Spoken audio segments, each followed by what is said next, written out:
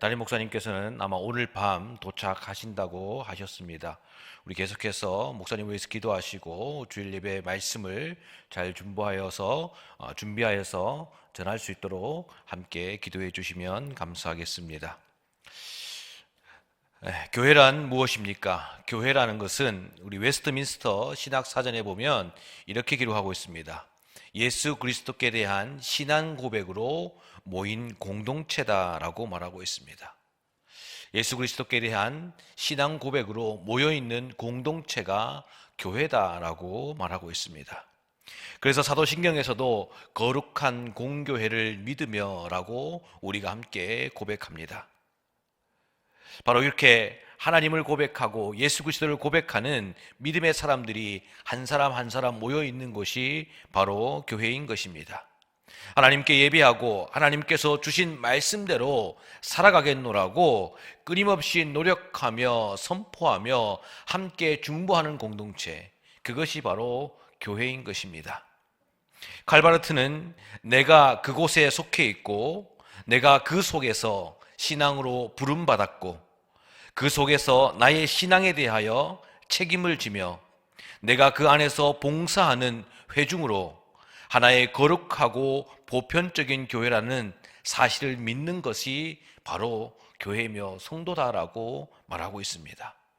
즉 교회라는 것은 단순한 건물이 아니라 교회는 지금 이 자리에 모여 있는 저와 그리고 여러분들 한 사람 한 사람이 교회이며 우리가 함께 예배하고 함께 기도하며 말씀의 은혜를 받고 이 말씀대로 살아가겠습니다라고 결단하고 헌신하는 모든 모임의 공동체가 교회다라고 오늘 우리에게 말씀하고 계십니다. 하나님께서 이 교회를 세우셨고 하나님께서 우리 신성교회를 앞으로도 이 지역과 이 나라와 이 민족과 열방 가운데 맡긴 사명을 잘 감당할 수 있도록 인도해 주실 줄로 믿습니다. 그렇다면 조금 더 구체적으로 성경에서 말하고 있는 교회라는 것은 무엇입니까?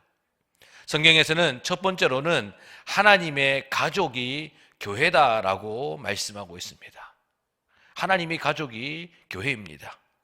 디모데전서 3장 15절 말씀에 보면 만일 내가 지체하면 너로 하여금 하나님의 집에서 어떻게 행하여야 할지를 알게 하려 함이니 이 집은 살아계신 하나님의 교회요 진리의 기둥과 터니라라고 기록하고 있습니다. 이 말씀을 세번역으로 읽어보면 이렇게 기록되어 있습니다. 만일 내가 늦어지더라도 하나님의 가족 가운데서 사람이 어떻게 처신해야 하는지를 그대가 알게 하려는 것입니다. 이 가족은 살아계신 하나님의 교회요 진리의 기둥과 터입니다 라고 기록하고 있습니다. 그렇습니다. 교회는 하나님의 가족입니다. 바울은 교회가 하나님의 가족이라고 말하면서 하나님께서 나를 선택하셨고 나를 자녀 삼아 주셨기 때문에 우리는 하나님의 가족이라는 은혜를 받았습니다. 하나님께서 우리를 부르셨고 하나님께서 우리를 구원하셨고 하나님께서 우리를 하나님 나라의 가족으로 받아들이셨기 때문에 우리는 하나님의 가족이며 또한 우리가 이 땅의 교회임을 우리에게 말씀하고 있습니다. 그러면서 오늘 말씀을 통해서 우리가 이 교회 가운데서 어떻게 살아가야 하는지 그리고 고민하며 고심하며 이 땅 가운데서 어떻게 하나님의 교회의 모습으로 우리가 열심히 살아가고 하나님께 영광 돌리는 삶을 살아가야 되는지 함께 애쓰고 함께 노력하는 공동체, 떡을 떼며 기도하는 공동체가 바로 하나님의 교회이다, 이 땅의 교회이다라고 말씀하십니다. 그리고 두 번째로는 그리스도의 몸이 교회다라고 말하고 있습니다. 에베소서 1장 22절과 23절 말씀 보면 이렇게 기록되어 있습니다. 또 만물을 그의 발 아래 복종하게 하시고 그를 만물 위에 교회의 머리로 삼으셨느니라. 교회는 그의 몸이니 만물 안에서 만물을 충만하게 하시는 이의 충만함이라 라고 기록하고 있습니다. 바울은 하나님께서 그리스도를 교회의 머리로 삼으셨다라고 말씀합니다. 그리고 교회는 그리스도의 몸이다라고 말하고 있습니다. 이것은 교회의 하나됨을 이야기합니다. 이것은 교회가 하나님 안에 예수 그리스도의 머리 위에 예수 그리스도를 머리로 두고 함께 모여 있는 공동체다라고 이렇게 이야기합니다. 여러분들 몸을 한번 살펴보십시오. 여러분들 몸을 보면 머리가 있습니다. 머리에 다 있을 것입니다. 두 개의 눈과 두 개의 귀, 그리고 하나의 코와 입이 있습니다. 다 똑같이 생긴 것 같지만 여러분들 주위를 돌아보면 다 다릅니다. 조금씩 모양이 다르고 조금씩 있는 위치가 다르기 때문에 우리는 각자의 자리에서 다른 생각, 다른 인격, 다른 모습을 가지고 살아가고 있지만 예수 그리스도를 머리로 삼고 있는 그 공동체 가운데 함께 있는 것입니다. 머리뿐만 아닙니다. 우리는 하나의 몸통이 있고 양쪽 팔이 있고 10손가락이 있습니다. 두 다리가 있고 또한 그 두 다리를 지탱하는 발과 10개의 발가락이 있습니다. 이 모든 것들 우리가 자세히 살펴보면 다 다릅니다. 똑같은 사람은 아무도 없습니다. 심지어는 내가 가지고 있는 10개의 손가락, 10개의 발가락이 다 다릅니다. 그것은 무엇을 이야기합니까? 이 땅에 있는 성도, 이 땅에 있는 하나님의 자녀 한 사람 한 사람이 각기 다 다른 모습으로 자기의 생각, 자기의 가치관, 자기의 모습으로 내가 가지고 있는 믿음과 확신을 가지고 하나님께 예배하고 하나님을 구주로 섬기며 하나님께 주신 귀한 사명을 감당하고 있음을 이야기하는 것입니다. 이 자리에 있는 우리 모두가 다 다르지만 예수 그리스도를 머리로 삼고 또한 하나님의 몸으로 그리스도의 몸으로서 우리가 함께 모여 있는 이 모든 온몸이 지체가 하나로 붙어서 한 사람이 되는 것처럼 우리는 예수 그리스도를 머리로 두고 하나님께 예배하고 하나님께 주시는 말씀을 따라 살아가기 위해 노력하는 믿음의 공동체, 그것이 바로 교회이다라고 말씀하고 있습니다. 세 번째로는 성령의 전이다라고 말하고 있습니다. 고린도전서 6장 19절에서 20절 말씀 보면 너희 몸은 너희가 하나님께로부터 받은 바 너희 가운데 계신 성령의 전인 줄 알지 못하느냐? 너희는 자신의 것이 아니라 값으로 산 것이 되었으니 그런즉 너희 몸으로 하나님께 영광을 돌리라 라고 기록하고 있습니다.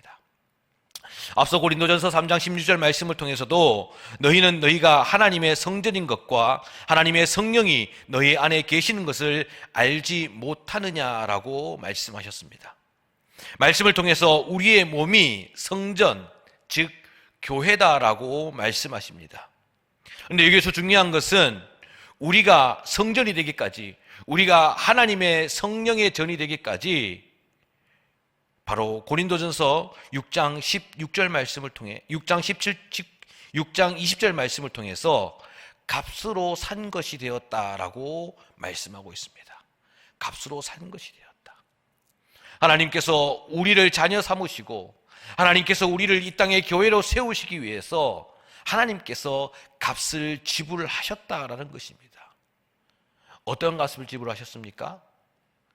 바로 독생자 예수 그리스도를 우리에게 보내주심으로 말미암아 십자가에 피 흘려 돌아가심으로 말미암아 우리는 하나님의 자녀이며 하나님의 백성이며 성령의 전이며 그리스도의 몸이 되는 것입니다. 그리고 중요한 것은 오늘 말씀에 나와 있는 이 가족, 그리고 몸, 그리고 이 성전, 이 세 단어는 집합명사입니다. 하나하나 다른 것 같지만 이 모든 것들이 하나의 공동체를 이루기 위해서 노력하고 있는 것입니다.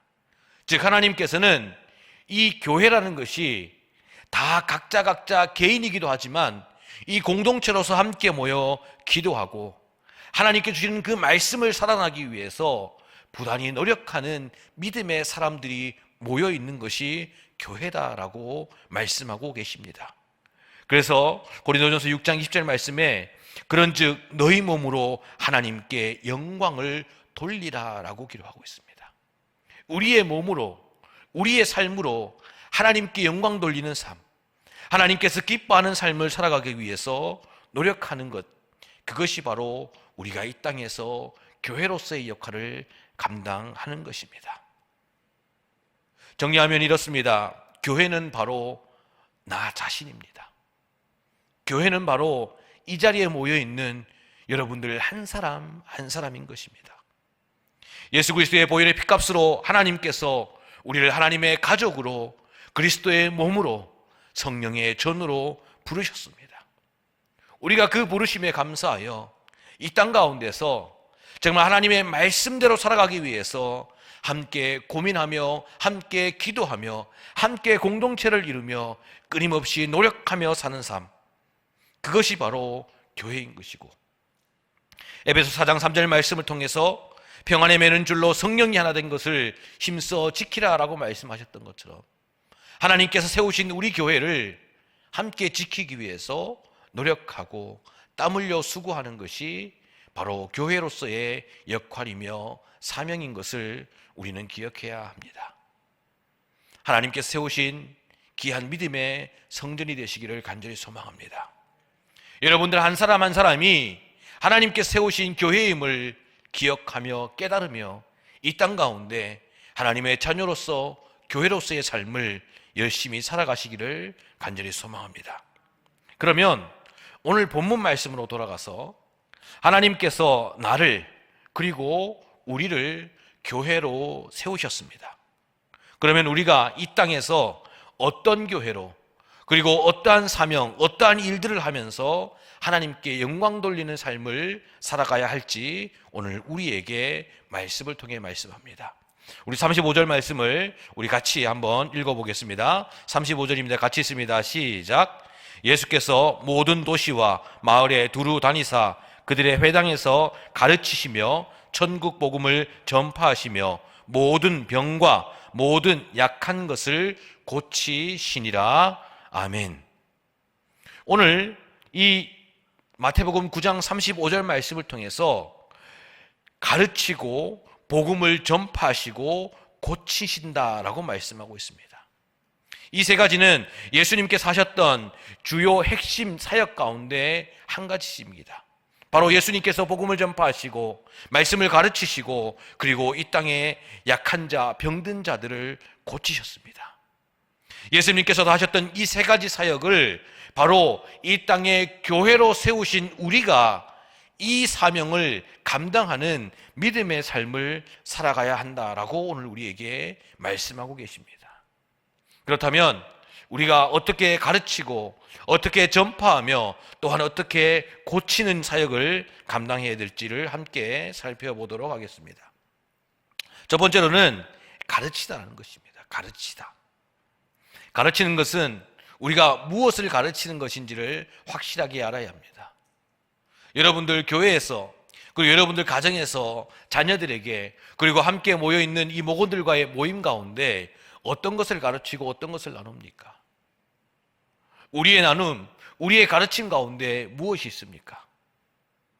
어떻게 살면 잘 사는지, 어떻게 하면 좋은 대학 가는지, 어떻게 하면 돈을 많이 버는지, 어떻게 하면 좋은 집을 사는지,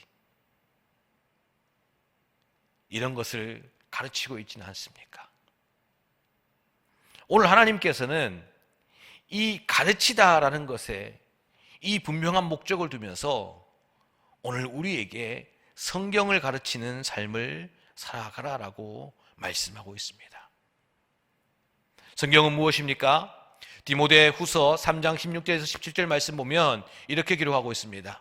모든 성경은 하나님의 감동으로 된 것으로 교훈과 책망함과 바르게 함과 의로 교육하기에 유익하니 이는 하나님의 사람으로 온전하게 하며 모든 선한 일을 행할 능력을 갖추게 하려 함이라라고 기록하고 있습니다.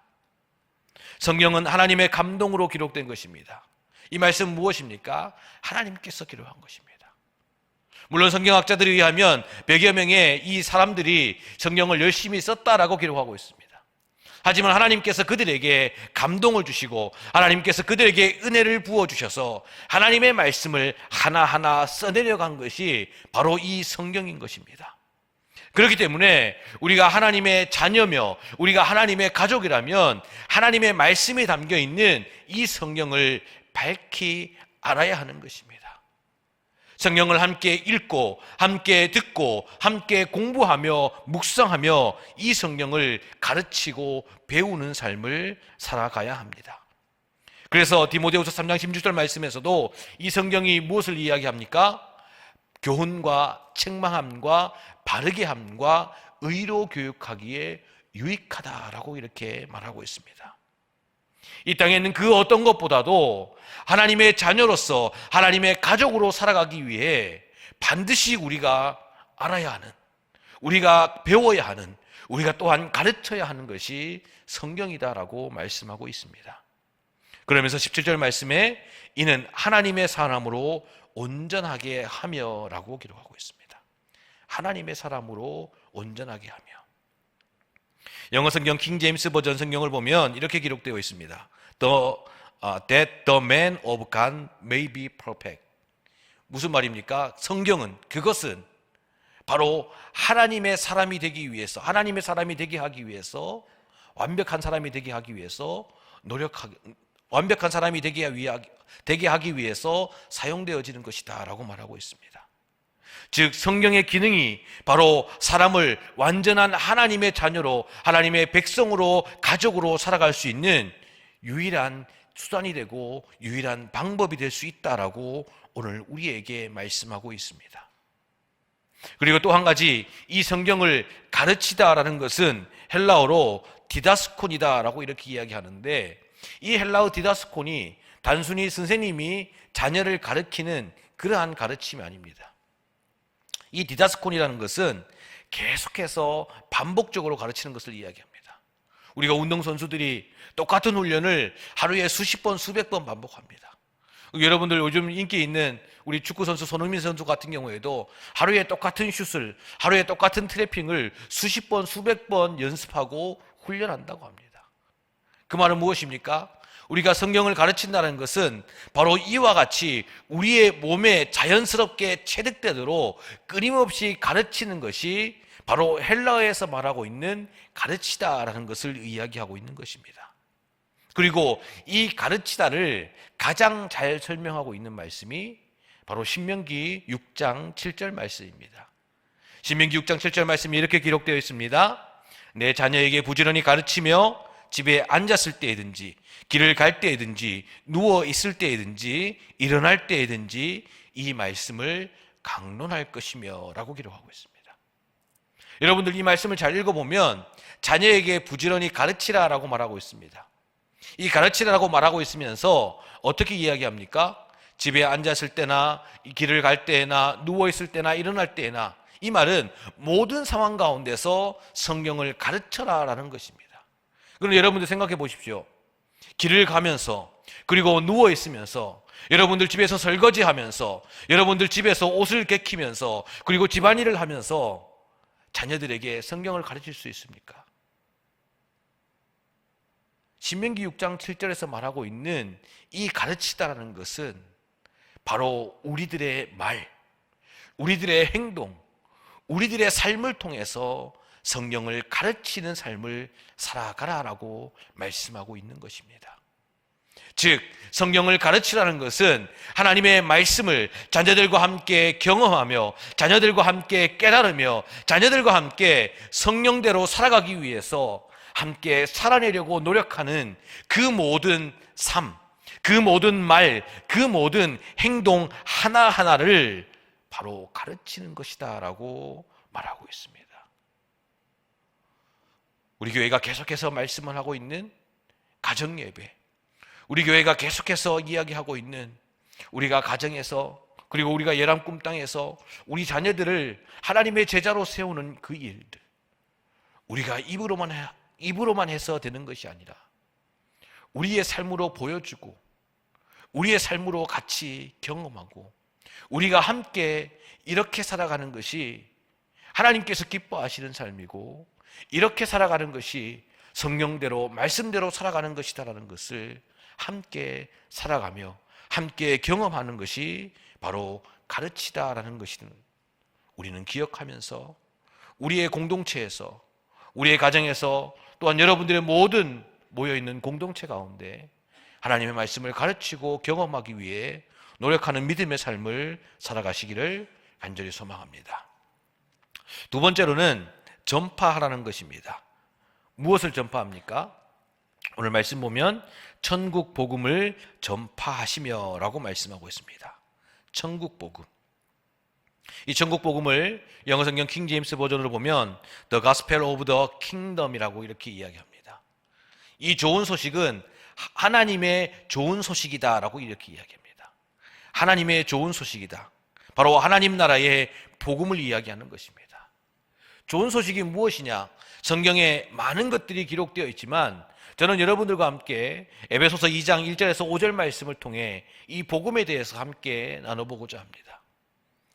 에베소서 2장 1절 말씀 보면 이렇게 기록되어 있습니다. 허물과 죄로 죽었던 너희를 살리셨도다. 이것은 바울이 먼저 선포하고 있는 큰 명제입니다.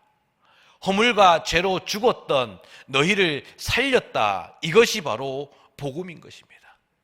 그러면 여기에서 말하고 있는 허물과 죄는 무엇입니까? 바로 에베소서 2장 2절과 3절 말씀에 나와 있는 것입니다.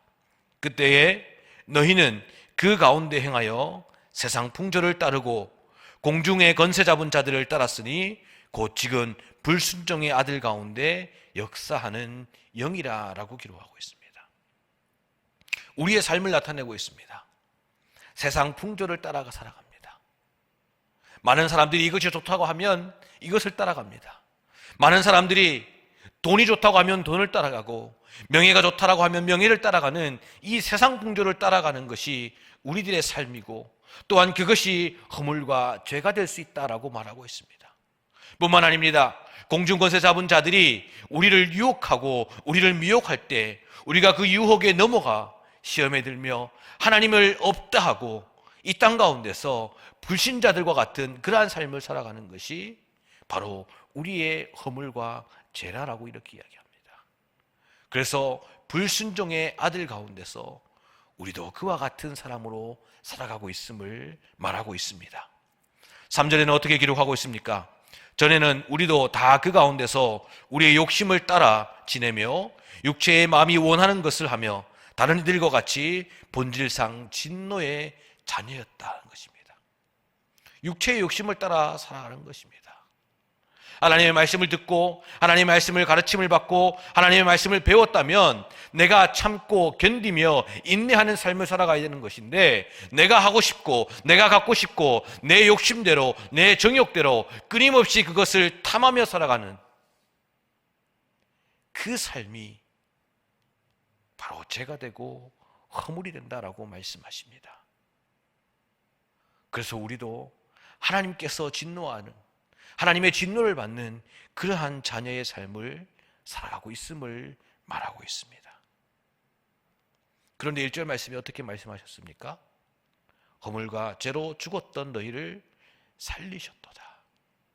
그래서 에베소서 2장 4절 말씀에 긍휼이 풍성하신 하나님이 우리를 사랑하신 그 큰 사랑을 인하여 허물로 죽은 우리를 그리스도와 함께 살리셨고 라고 기록하고 있습니다. 하나님의 사랑이 하나님의 은혜가 바로 이 땅 가운데 허물과 죄로 죽어 마땅한 우리를 살리셨다라는 그 말씀이 하나님께서 오늘 우리에게 말씀하시는 천국의 복음인 것입니다. 즉 오늘 마태복음 9장 35절 말씀을 통해서 하나님께서는 우리에게 이 천국의 복음을 전하라라고 말씀하고 있습니다. 이 천국의 복음은 바로 하나님께서 우리를 살리신 것입니다. 그런데 중요한 것은 우리가 이 복음대로 삶을 살아갑니다.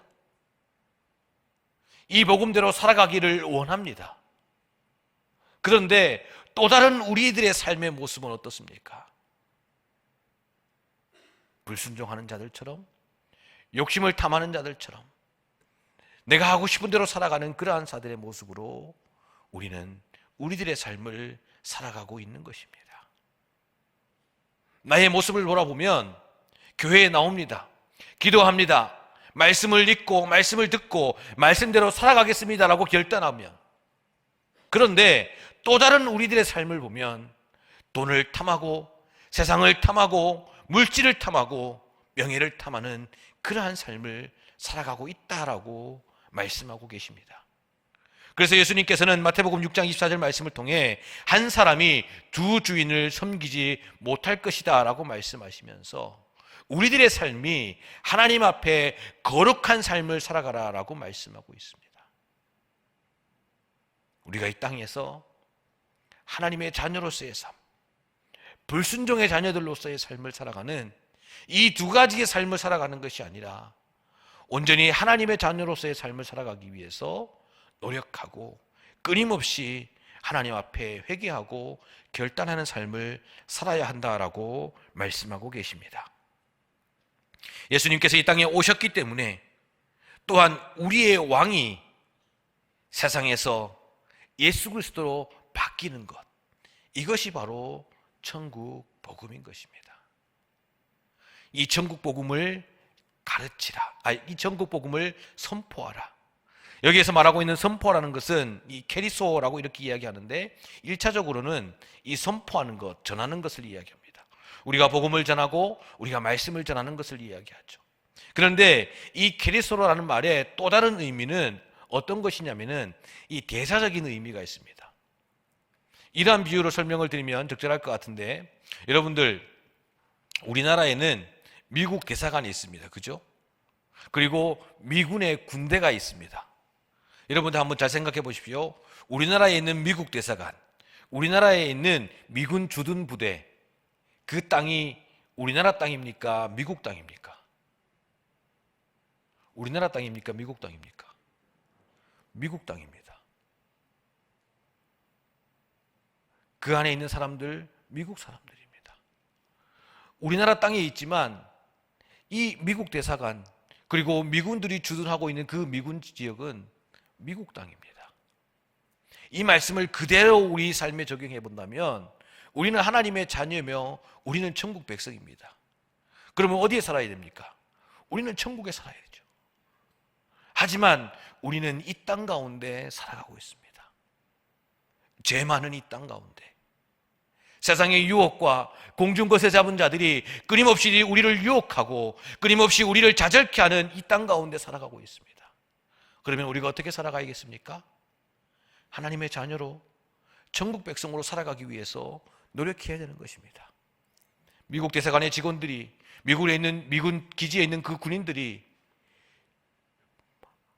이 미국이라는 나라의 명령에 복종하여서 미군을 위해서 미국이 말하는 그 말씀에 순종하기 위해 살아가는 것처럼 우리가 이 땅 가운데 살아가지만 천국 백성으로, 우리가 이 땅 가운데 살아가지만 하나님의 나라의 백성으로서 하나님께서 명령하신 그 명령대로 살아가기 위해서 끊임없이 노력하고 끊임없이 우리의 삶을 돌아보며 우리의 삶이 정말 하나님께 영광 돌리는 삶인지, 우리의 삶이 정말 하나님께서 기뻐하시는 삶인지를 우리가 돌아보며 결단하며 헌신하는 삶을 사는, 그것이 바로 오늘 하나님의 천국의 복음을 전파하며 라는 말씀의 핵심인 것입니다.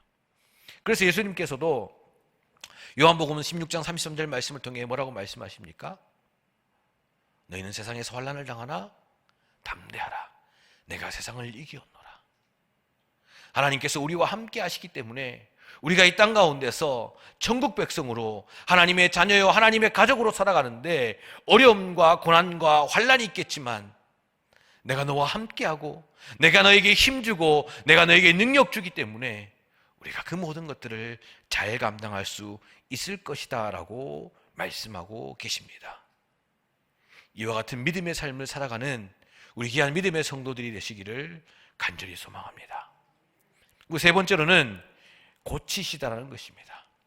이 고치다라는 것은 헬라어로 데라퓨어라고 이렇게 기록하고 있고 영어 성경에는 힐링이다라고 기록합니다. 예수님의 사역 가운데 이 주된 사역 중에 이 20% 정도가 바로 이 고치는 사역과 연관되어 있습니다.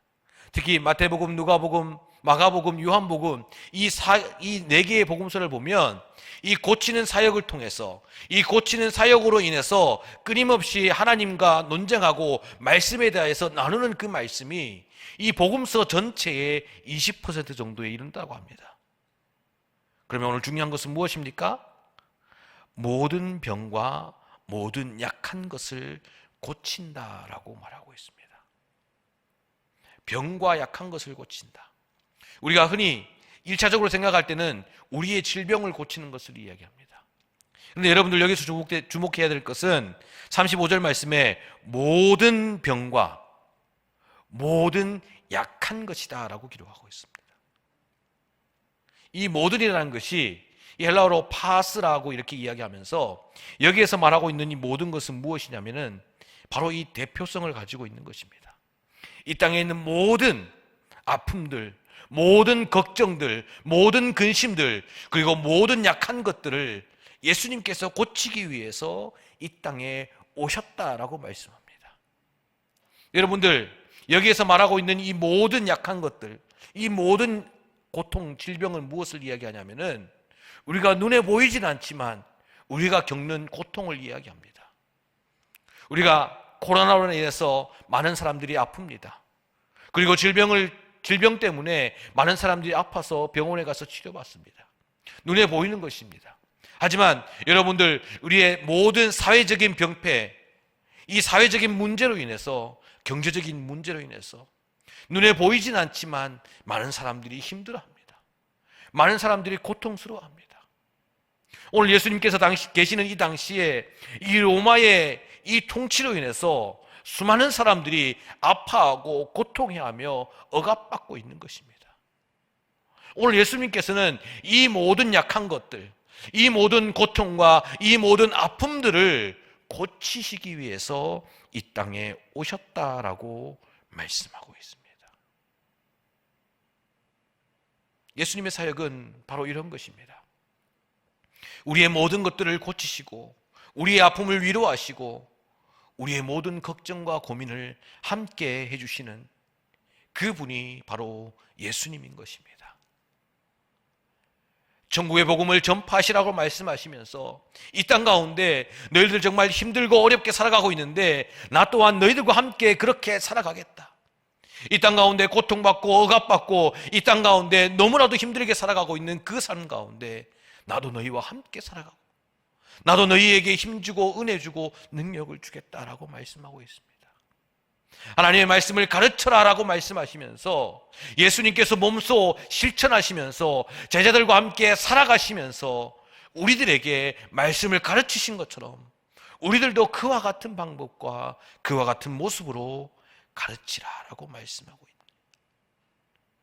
오늘 35절 말씀에 나와 있는 이 가르치고 전파하고 고치시는 것은 바로 예수님의 주요한 사역이며 동시에 이 땅에 있는 교회인 우리가 해야 되는 사역이다라고 말씀하고 있습니다. 너무나도 힘든 시대를 살아가고 있습니다. 너무나도 어려운 시대를 살아가고 있습니다. 그렇다면 우리가 이 땅 가운데 세상의 빛과 소금의 역할을 감당하며 이 땅에 주님을 알지 못하는 그들과 함께 예수 그리스도와 살아보자, 함께 하나님과 같이 살아보자라고 권면하며 인도하는 삶을 살아가는 것, 그것이 바로 예수님께서 하신 사역이고 그것이 바로 하나님께서 오늘 우리에게 교회로서의 사역을 말씀하고 있는 것입니다. 그러면서 오늘 예수님께서 이 세 가지 사역을 힘들고 어려운 상황 가운데도 끊임없이 이 땅 가운데서 해내신 이유가 있습니다. 무엇입니까? 오늘 36절 말씀 보면 이렇게 기록하고 있습니다. 무리를 보시고 불쌍히 여기시니 이는 그들이 목자 없는 양과 같이 고생하며 기진함이라. 오늘 이 말씀을 공동번역으로 보면 또 목자 없는 양과 같이 시달리며 허덕이는 군중들을 보시고 불쌍한 마음이 들어라 라고 기록하고 있습니다. 예수님께서 이 세 가지 사역을 끝까지 놓지 않고 마지막 그 순간까지 가르치며 전파하며 고치셨던 이유가 바로 무리를 불쌍히 보시고 여기시고 오늘 공동번역에 나와 있는 것처럼 불쌍한 마음을 가졌기 때문에 가능한 것입니다. 신학자 브루노는 이렇게 이야기합니다. 예수님은 심각한 죄에 대해서 그리고 죄인들에 대해서 역겨움과 분노 때문에 그랬던 것이 아니다. 오직 잃어버린 영혼에 대한 긍휼함 때문이다 라고 이렇게 이야기합니다. 예수님께서 이 땅에 오셔서 가르치고 전파하시고 고치시고 몸소 십자가에 피 흘려 돌아가신 그 이유는 바로 이 땅에 있는 잃어버린 영혼, 이 땅에 있는 우리 한 사람 한 사람을 위해서 긍휼함을 베푸신 것이다 라고 말씀하고 계십니다. 불쌍히 여기다, 불쌍한 마음을 가지다, 이것은 헬라어로 스플랑크니조마라고 이렇게 이야기해서 이 유대인들은 이 불쌍히 여기는 이 마음이 이 창자에서부터 나온다라고 이야기합니다. 이 마음속 깊숙한 곳에서부터 우러나와서 함께 아파하고 정말 이 애끓는 마음으로 함께 슬퍼하는 그 마음으로 불쌍히 여겼다라고 말씀하고 있는 것입니다. 그러면 도대체 어떠한 상황이기에 예수님께서 이 이스라엘 백성들을, 우리를 불쌍히 여기셨습니까? 36절 말씀 보면 목자 없는 양과 같이 고생하며 기진했다라고 기록하고 있습니다. 고생하며 기진했다. 이스라엘 백성들에게 목자 없는 양과 같이 삶을 살아가고 있다라고 이렇게 이야기합니다. 여러분들 그는 잘 보시면 아시겠지만 이 공관복음 말씀, 이 사복음 말씀을 보면 이스라엘 백성들에게는 이 목자가 있었습니다. 대제사장도 있었고 제사장들도 있었고 서기관이나 바리새인들이 있었습니다. 이들이 목자로서의 역할을 잘 감당해야 되는데, 여러분들 마태복음 5장에서 7장 말씀에 있는 이 산상수훈의 말씀을 보면 이들이 온전히 목자로서의 역할을 잘 감당하고 있지 못했다라는 것을 알고 있습니다. 그들이 오직 자신을 위해서 자신의 그 율법을 잘 지키고 있다는 것을 보여주기 위한 삶을 살아가면서 결국은 이 땅에 있는 이스라엘 백성들을 내팽개치는 삶을 살아가고 있다는 겁니다. 그래서 오늘 말씀에 나와 있는 이 목자 없는 양과 같이 고생하며 기진합니다라고 말하고 있는 것인데, 이 기진하다라는 말이 뜻이 무엇이냐면은, 이 기진하다라는 것은 바로 이스라엘 백성들을 내버려두다, 내팽개치다라는 것을 이야기하는 것입니다. 이 제사장들이나 서기관이나 바리새인들이 이 자신들을 위해서만 살아가면서 이스라엘 백성들을 내버려두고 내팽개치는 삶을 살았다라고 말씀하고 있는 겁니다. 또 한 가지, 고생하며 라고 기록하고 있는데, 여기에서 말하고 있는 이 고생하며 라는 말씀의 뜻은 무엇입니까? 이 고생하며 라는 말은 이 살을 뜯어내는 아픔을 이야기합니다. 살을 칼로 찢어내는 아픔. 즉 이스라엘 백성들이 이 목자들, 이 제사장들이나 서기관이나 바리새인들에게 버림받아서 이 땅 가운데서, 세상 가운데서 정말 큰 아픔과 고통과 역경을 견디면서 살아가고 있는 그 모습을 보면서 예수님께서는 그들을 불쌍히 여겼다라고 말하고 있는 것입니다. 불쌍한 마음을 가지고 있다. 이 불쌍한 마음을 가지고 있다는 것을 가장 잘 설명한 그 말씀이 누가복음 10장 30절에서 35절 말씀에 나와 있습니다. 우리가 잘 알고 있는 바로 선한 사마리아인의 비유입니다. 이 30절에서 35절 말씀을 보면 예수께서 대답하여 이르시되 어떤 사람이 예루살렘의 여리고로 내려갔다가 강도를 만나매 강도들이 그 옷을 벗기고 때려 거의 죽은 것을 버리고 갔더라라고 기록하고 있습니다. 여기에서 말하고 있는 30절 말씀이 무엇입니까?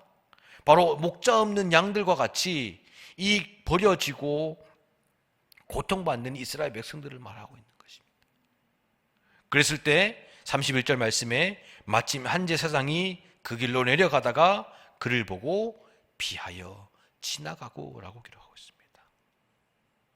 분명 제사장이라면 그를 긍휼히 여겨서 그를 고쳐주고 함께 아파해 줄 줄 알았는데 지나가 버렸습니다. 32절에 레위인도 똑같이 했습니다. 그런데 33절과 34절 말씀에 나와 있는 이 가나안 사마리아 여인은 어떻게 합니까? 어떤 사마리아 사람은 여행하는 중 거기 이르러 그를 보고 불쌍히 여겼다라고 기록하고 있습니다. 그러면서 가까이 가서 기름과 포도주를 그 상처에 붓고 싸매고 자기 짐승에 태워 주막으로 데리고 가서 돌보아 주니라. 그리고 35절 말씀에 그 이튿날 그가 주막에서 주인에게 데나리온 둘을 내어 주며 이르되 이 사람을 돌보아 주라.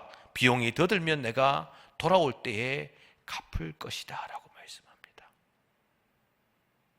이 불쌍히 여기다라는 말을 실천하는 모습이 바로 누가복음 10장 말씀에 나와 있는 이 선한 사마리아인의 비유를 통해서 하나님께서 우리에게 이와 같은 삶을 살아가라라고 말씀하고 계십니다.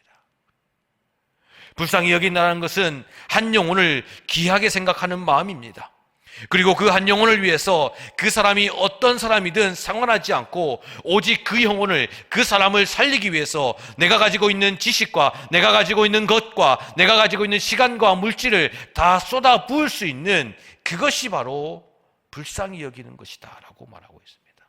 그렇기 때문에 예수님께서 바로 우리를 불쌍히 여기셔서 십자가에 못 박혀 돌아가신 것입니다.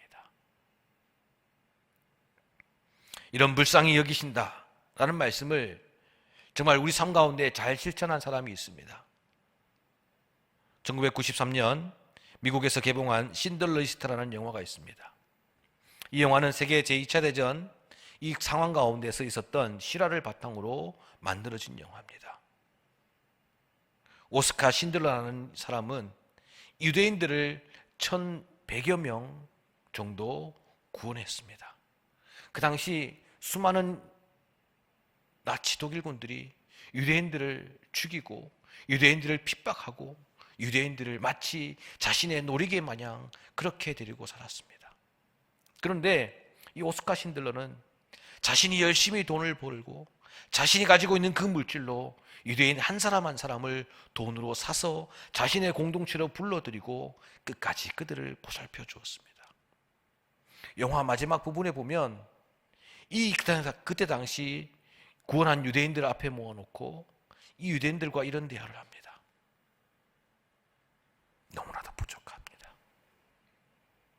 내가 더 열심히 일해서 돈을 더 벌었더라면, 내가 낭비하지 않고 내가 돈을 조금만 더 아꼈더라면 한 사람이라도 더 살릴 수 있었을 텐데 라고 이렇게 이야기합니다. 뿐만 아닙니다.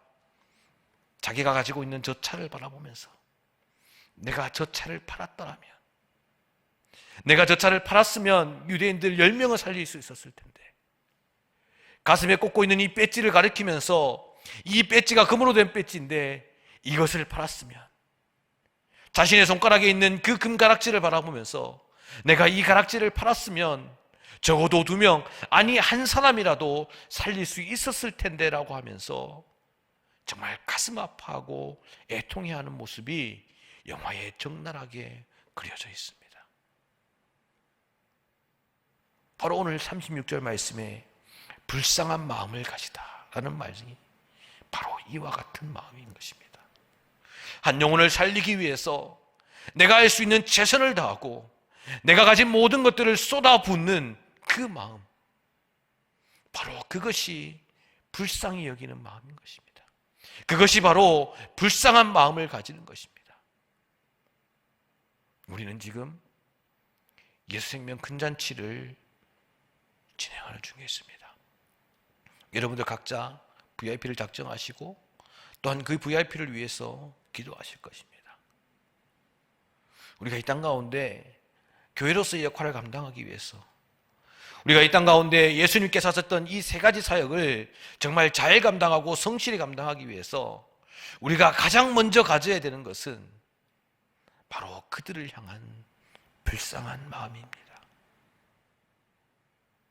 나의 가족 중에 하나님을 온전히 믿지 못하고 하나님께 예배하지 못하고 있는 그 사람이 있다면 정말 예수 그리스도께서, 그리고 오스카 신들라는 사람이 불쌍히 여기며 가슴 아파했던 것처럼 여러분들 그 사람을 위해서 불쌍한 마음을 가지고 기도하시고 하나님께로 인도하는 귀한 믿음의 삶을 살아가시기를 간절히 소망합니다. 그리고 뿐만 아니라 우리가 앞서 가르치고 전파하고 고치시는 그 모든 삶이 어떻게 했습니까? 예수님께서 삶으로 살아내시며 가능케 하신 것입니다. 그 말은 무엇입니까? 우리가 입으로 복음을 전하는 것도 중요하지만 우리가 입으로 그 한 사람 한 사람을 주님 앞으로 인도하는 것도 중요하지만 우리의 삶이 자연적으로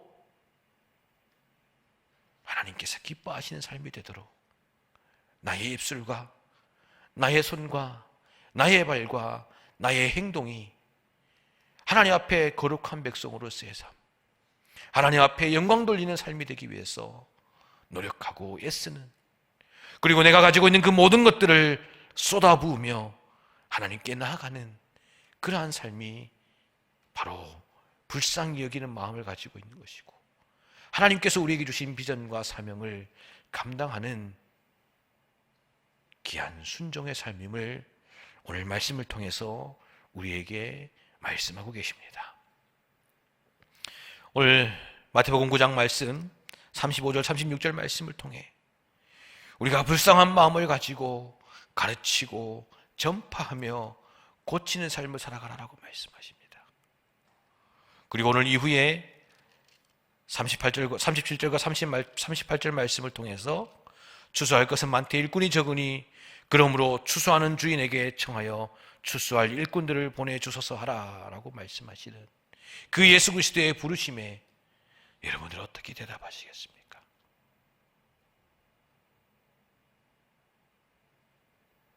이사야 6장 8절 말씀에 이사야가 하나님께서 부르셨을 때 주님 내가 여기 있나이다 나를 보내소서 라고 하는 그 고백과 그 결단이 오늘 이 자리에 있는 우리 모두의 고백과 결단이 되기를 간절히 소망합니다.